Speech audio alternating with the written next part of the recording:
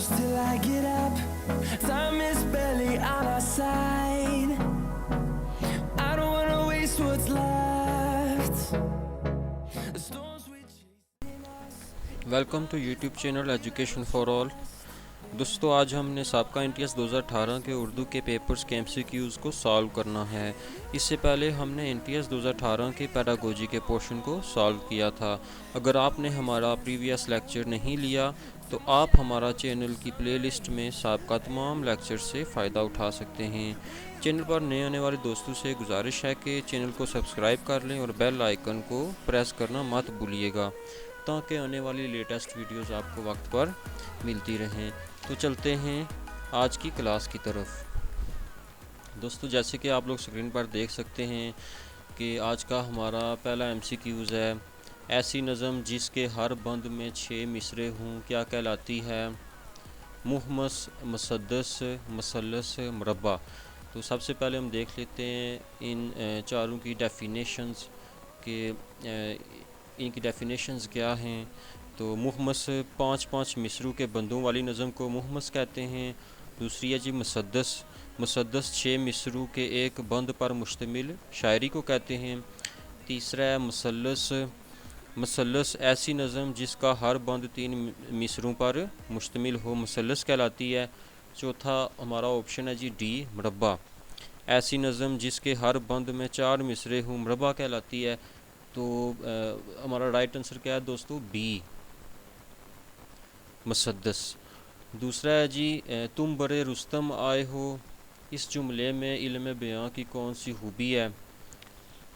اے ہے جی مجاز، بی مجازی معنی، سی ہے استعارہ، ڈی ہے تشبیہ. تو ہم ان چاروں کو شارٹ دیکھیں گے کہ آخر ان کی ڈیفینیشنز کیا ہیں تاکہ ہم اس چیز کا اندازہ لگا سکیں کہ رائٹ آنسر کیا ہے. تو مجاز کے کیا معنی ہیں دوستو؟ وہ کلمہ جو اپنے حقیقی معنی کے علاوہ اور معنوں میں استعمال ہو جیسے مٹی کے اصلی معنی خاک اور مجازی معنی موت ہیں مگر ان معنوں کا اصل سے کچھ نہ کچھ تعلق ضروری ہونا چاہیے. اسی طرح دوسرا آپشن ہے ہمارا مجازی معنی، یہ تو ہم نے دیکھ لیا. تیسرا ہے جی استعارہ. تشبیہ میں ایک چیز کو دوسری چیز جیسا قرار دیا جاتا ہے جب ان میں کوئی صفت یا خوبی مشترک ہو، لیکن استعارے میں ایک چیز کو ہو بہوب دوسری چیز قرار لیا جاتا ہے. اب اس کی ایک آپ کو میں اگر اگزامپل دوں، ایک ماں اپنے بچے سے کہتی ہے کہ میرا بچہ چاند کی طرح خوبصورت ہے. تو اس میں کون سی صنف یوز ہوئی ہے دوستو؟ تشبیہ کی. چاند سے تشبیہ دی گئی ہے، چاند کی طرح خوبصورت ہے. اگر ماں یہ کہے کہ میرا بیٹا چاند ہے تو ہو بہو دوسری چیز مان لیا جاتا ہے اس میں کہ وہ چاند ہے، چاند مان لیا گیا ہے تو یہ استعارہ کہلائے گا. ہو بہو اگر ایک چیز کو دوسری چیز مان لیا جائے تو وہ استعارہ کہلاتا ہے. اگر اس میں کوئی مشترک صفت کی وجہ سے اس کو دوسری چیز مان لیا جائے تو وہ تشبیہ کہلاتا ہے. مشترکہ صفت کون سی ہے کہ بچہ بہت زیادہ خوبصورت ہے، خوبصورتی ایک صفت ہے اس کی تو اس لیے اس کو چاند قرار دیا جا رہا ہے. تو اس میں ہم نے ابھی بیان کر دیا استعارہ اور تشبیہ بھی ہم نے بیان کر دیا ہے.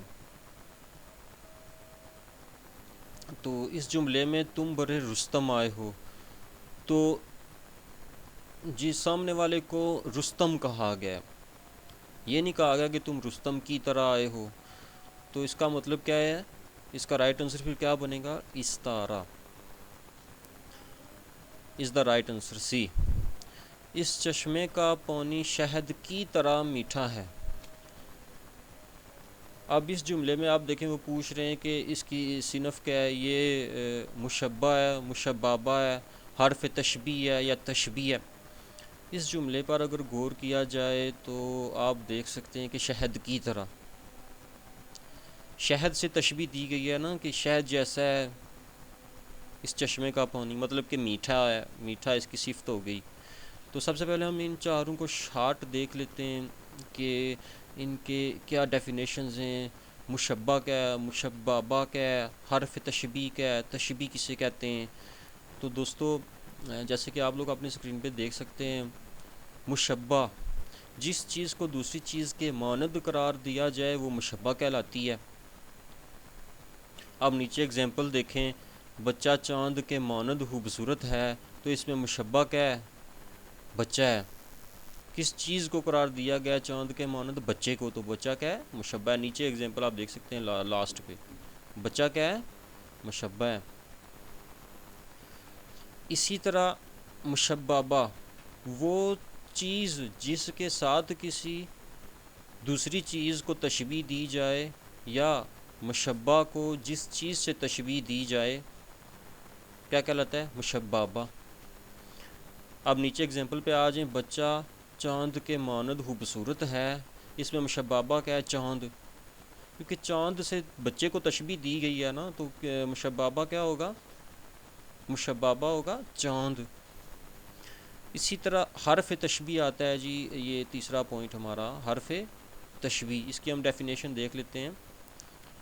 وہ لفظ جو ایک چیز کو دوسری چیز جیسا ظاہر کرنے کے لیے استعمال ہوتا ہے، حرف تشبیہ ہے۔ مثلاً ہو بہو، مثل، گویا، صورت، جوں، سا، سی، سے، جیسا، جیسے، جیسی، مثال، یا کہ، وغیرہ۔ تو اس ہم اگر نیچے دیکھیں تو بچہ چاند کے مانند خوبصورت ہے، اس میں حرف تشبیہ کیا ہے؟ کے مانند۔ دیکھیں نا اوپر آپ جملے میں آ جائیں، سوری یہ نیچے جملے میں دیکھیں کہ کے مانند، بچہ چاند کے مانند خوبصورت ہے، تو کے مانند جو ہے حرف تشبیہ ہے، کے مانند۔ اس کو غور سے آپ نے دیکھنا ہے، کے مانند۔ اس کو سمجھانے کا یہ مقصد ہے کہ یہ کوشچنز ہر پیپر میں آئے ہوئے ہیں، تقریباً NTS کے جتنے بھی پیپر ہیں اسی میں سے وہ پوچھ لیتے ہیں کہ مشبہ، مشببہ، حرف تشبیہ، اور PSC کے پیپرز میں بھی خاص طور پر یہ پوچھتے ہیں، اس لیے آپ لوگوں کو یہ میں بتا رہا ہوں۔ تو دوستو اس ویڈیو کو آپ نے پورا دیکھنا ہے، ورنہ کوئی فائدہ نہیں ہوگا، میری محنت ضائع جائے گی۔ اور اس ویڈیو کو جلدی سے لائک کر دیں، اس ویڈیو کو جلدی سے لائک کر دیں اور آگے شیئر کر دیں۔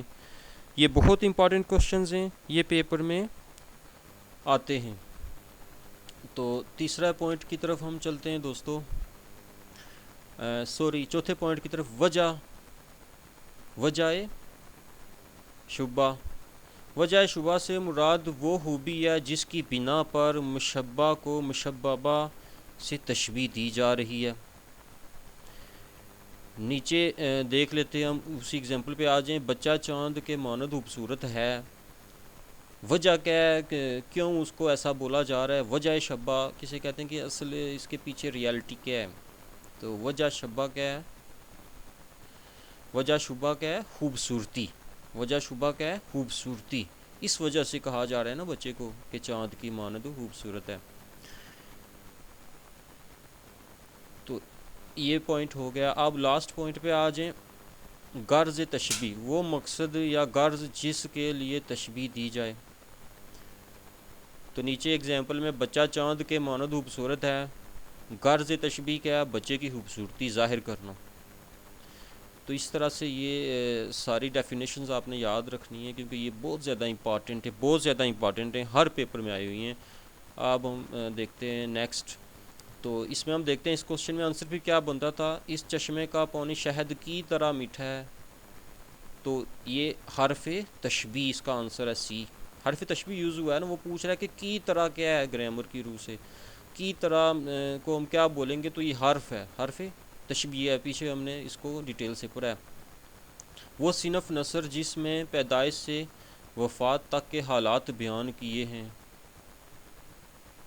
ہوں، کیا کہلاتی ہے؟ اے خاکہ، بی سوانے، سی داستان، اور ڈی جو آخری آپشن ہے وہ کیا ہے؟ ناول۔ تو سب سے پہلے تو ہم ان تمام کی ڈیفینیشنز دیکھ لینا ایک نظر، کہ خاکہ کیا ہے، سوانے کیا ہے، داستان کیا ہے، ناول کیا ہے، تب آپ کو اچھی طریقے سے سمجھ آ جائے گی۔ تو دوستو سب سے پہلے ہم دیکھتے ہیں خاکہ کیا ہوتا ہے۔ خاکہ نگاری ایک ایسی صنف ہے جس میں کسی شخص کے حقیقی حدوال قارئین کے سامنے پیش کیے جاتے ہیں۔ خاکہ نگاری میں ایک جیتی جاگتی حقیقی شخصیت کی دلکش اور دلچسپ پیرائے میں تصویر کشی کی جاتی ہے۔ اسی طرح سوانح حیات کسے کہتے ہیں؟ کسی شخصیت کے متعلق اس کی زندگی کے بارے میں تمام رودات کو یکجا کر کے مرتب کرنا اس کی سوانح حیات کہلاتی ہے۔ مطلب پیدائش سے لے کر وفات تک جتنے بھی اس کے جو زندگی کے مختلف پہلو آئے ہیں ان کو گٹھا کر کے ایک جگہ ان کو رکھ دینا اور ان کو بیان کرنا سوانح حیات کہلاتی ہے۔ نیکسٹ ہے جی داستان کسے کہتے ہیں؟ داستان افسانوی ادب کی قدیم ترین صنف ہے۔ ادب میں نثری قصوں کی وہ قسم جس کی اساس زیادہ تر خیال رائی پر ہوتی ہے۔ داستان جو ہے خیال رائی پر اس کا زیادہ انحصار ہے، مطلب کوئی خیالی قصہ یا کہانی ہوگی جس کا ریئلٹی سے کوئی تعلق واسطہ نہیں ہے۔ اس سے اگلا ہم دیکھ لیتے ہیں جی ناول کیا ہے۔ ناول اردو کی ایک بہت خوبصورت اور دیگر اصناف سے قدرے نئی صنف ادب ہے۔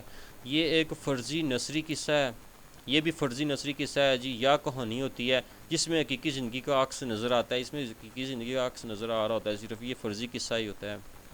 تو ڈیئر فالوورز اس کا رائٹ آنسر کیا بنتا ہے؟ اس کا رائٹ آنسر بی بنتا ہے جی سوانح، کیونکہ سوانح حیات جو ہوتی ہے اس میں کسی شخص کی زندگی کی ریئلٹی کے متعلق ہر وہ چیز اس کی پیدائش سے وفات تک بیان کی جاتی ہے۔ یہ کوئی ایک آدمی لکھتا ہے یا زیادہ لوگ بھی لکھتے ہیں اس کے بارے میں کہ یہ بہت اچھا انسان تھا، اس نے ایسی زندگی بسر کی، اس کی زندگی کے اچھے پہلو یہ تھے، تو زندگی پیدائش سے وفات تک تمام تر حد و حال اس میں بیان ہوتے ہیں۔ آخری کوسچن ہے جی نافرمان میں لفظ نا قواعد کی روح سے کیا ہے؟ اے لفظ، بی سابقہ، سی لاحقہ اور ڈی ہے جی حرف۔ تو لفظ تو نہیں ہے، سابقہ لاحقہ میں کوئی ایک ہے، حرف بھی نہیں ہے، تو ہم دیکھ لیتے ہیں کہ سابقہ لاحقہ ہوتا کیا ہے اور ان کی ڈیفینیشنز کیا ہیں۔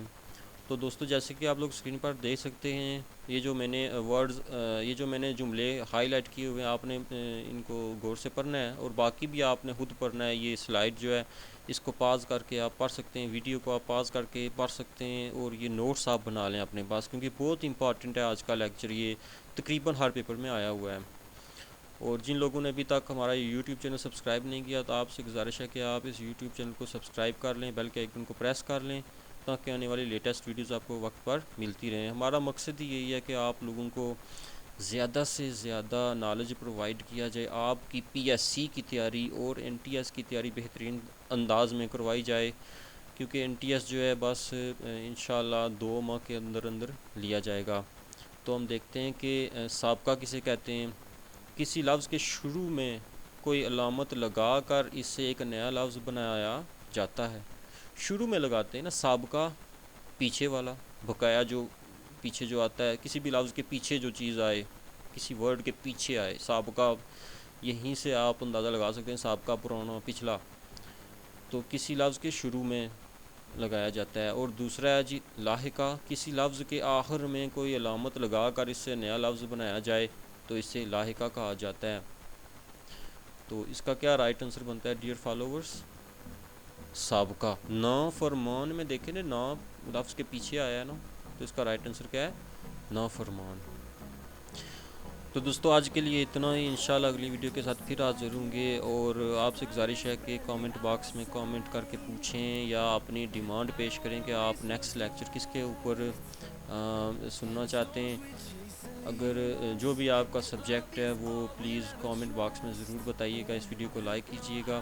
انشاءاللہ ہم اگلے ایک اور پیپر کے ساتھ حاضر ہوں گے اور کچھ مزید کنسیپٹس کو ہم کلیئر کرنے کی کوشش کریں گے۔ اس سے پہلے بھی ہم نے بہت سی کنسیپٹس کلیئر کیے ہیں، اگر آپ نے ہماری پریویس ویڈیو نہیں دیکھی تو آپ جلدی سے دیکھ لیں۔ ہماری پلے لسٹس موجود ہیں چینل میں، آپ پلے لسٹس وزٹ کر سکتے ہیں اور جتنی بھی ویڈیوز چینل پر اپلوڈ کی گئی ہیں وہ آپ کو آسانی سے مل جائیں گی۔ انشاءاللہ ملتے ہیں اگلی ویڈیو کے ساتھ۔ اللہ حافظ۔